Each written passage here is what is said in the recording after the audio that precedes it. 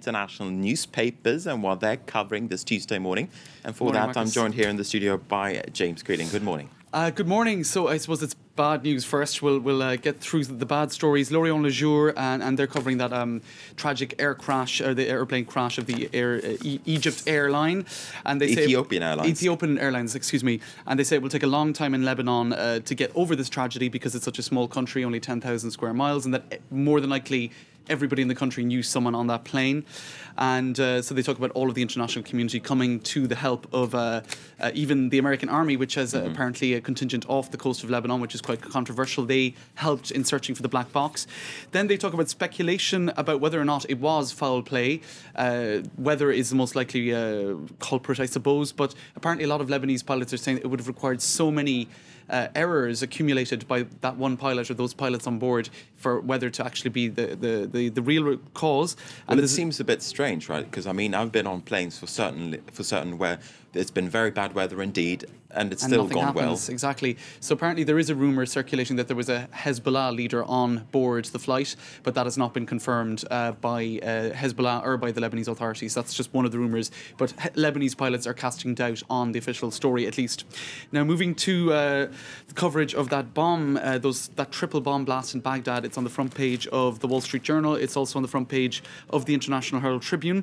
And their correspondents actually, Anthony Shadid and John Leland in Baghdad, bring some details on that. They say it's especially worrying because there were blasts in August, there were blasts in October and December with much higher casualties, but they all struck government buildings, ministries, courthouses. This was 3 hotels, so it's particularly frightening, I suppose, for our locals. And actually, they talk about a lot of anger in Baghdad against security forces who they feel are just not doing their job. Apparently, all of these bombers went through security checks in order to get into these hotels. So people are just very annoyed because there are roadblocks all over the city, and yet these guys got through. And on top of that, we have parliamentary elections coming up in a few months' time. So there are concerns, basically, that it will only get worse from here. Exactly, and apparently these attacks were anticipated. People, they were feared, and indeed it seems to be a campaign that is leading up to these elections.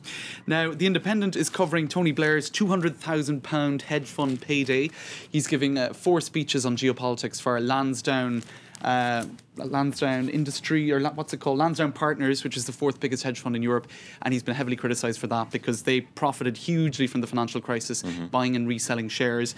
And so I think it's Lord Oakeshott, the Liberal Democrat Treasury spokesman, who said that he called it a shameless willingness to sell himself. He never asks questions as to where the money's coming from.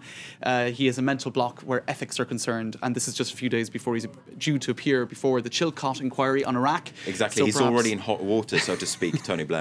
So he could have perhaps done without that. Yeah. Now, moving on to things that are somewhat lighter, we've got a great photo in The Guardian, a double-page photo of Heinz Zach.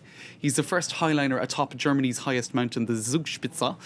And it looks very dangerous indeed, but in fact he's attached. What was the name of that mountain again? It's called the Zugspitze. That's my best German accent.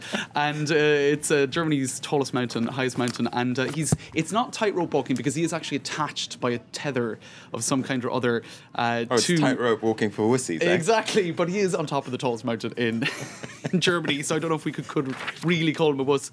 But yeah, he's not tightroping, worth saying. And I think there's a supplement too that we were pointing out in The Guardian. I mean, I'm normally quite passive, but I have to say that the G2, the supplement of The Guardian, caught my eye today. Why it's okay to smile again. You see a big smiley face there on the front page of the G2, and they're basically giving us 25 reasons why we should be happy.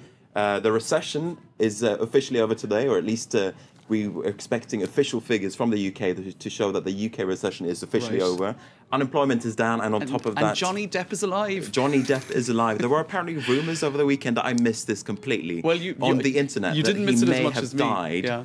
But in the end, it turns out these rumours were just false. He is okay. Everyone can take a deep sigh of Johnny relief. Depp is not dead at all. He's still with us. And apparently, I was reading as well, yesterday was officially the most depressive day of the year. Apparently, they've with some mathematical formulas, they've calculated that the January 25th is officially the most depressing day of the year. So now it's Tuesday the 26th, so another reason not to be depressed anymore. Well, Great. apparently it can only get better from here, from the rest of the year. Good stuff. Now, can we move to just one final story? I'm going to stop talking, yeah, go ahead. Just one final story. It's worth talking about. P Diddy's son, who's and I think on the front page of Le Figaro this morning they're talking about Dior because it's Fashion Week. Well, his son is actually, his second name is Dior, very classy indeed, and he had a huge 16-year-old, a sweet 16 birthday party. Apparently, P Diddy spent about $1 million on it. He bought him a car worth $360,000, a Maybach with his own personal driver.